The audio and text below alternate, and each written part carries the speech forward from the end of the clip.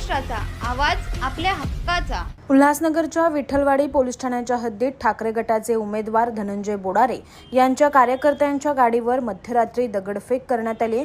यावेळी बोडारे यांची मुलगी धनश्री बोडारे ही सुद्धा एका गाडीत होती। रात्री उशिरापर्यंत या प्रकरणी गुन्हा दाखल करण्याची प्रक्रिया सुरू होती। बोडारे यांची मुलगी आणि काही महिला तसेच कार्यकर्ते 2 गाड्यांमधून कॅम्प क्रमांक 4 येथील ओटी सेक्शन येथून जात होत्या। यावेळी काही अज्ञात इसमांनी या गाड्यांवर दगडफेक केली। या घटनेत एका गाडीचे नुकसान झाले असून या घटनेमुळे कल्याणपूर्व मतदारसंघात राजकीय वातावरण तापले आहे।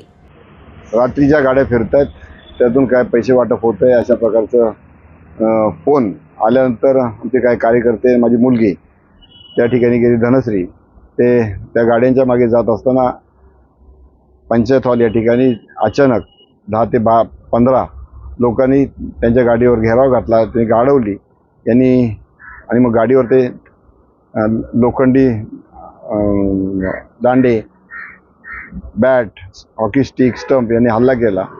तिथून हे गाडी फिरवली आणि तिथून निघत असताना त्यांनी मागून दगड टाकला। एक मुलाला थोडासा लागला सुद्धा। जर तिथून वेळीच निघाले नसते तर कदाचित त्यांचा जीव सुद्धा गेला असता। त्याची तक्रार पोलीस स्टेशनमध्ये देण्यासाठी आलो असता। फक्त एकच नाव त्यांनी घेतलेले, बाकी अमोल सावंत, हैदर नाव देऊन सुद्धा पोलिसांनी घेतली नाही दखल। इतर जवळपास 15 ते आसपास असाच प्रकार या ठिकाणी वारंवार होईल। आजच्या रात्रीत काही होऊ शकतं, कारण मोकाट सुटलेले गुन्हेगार या ठिकाणी फिरतायत। पोलीस सर्वसामान्य लोकांना नोटीस देत आहेत, त्यांच्यावर कारवाई करतायत, पण गुन्हेगारांना मोकाट सोडतायत।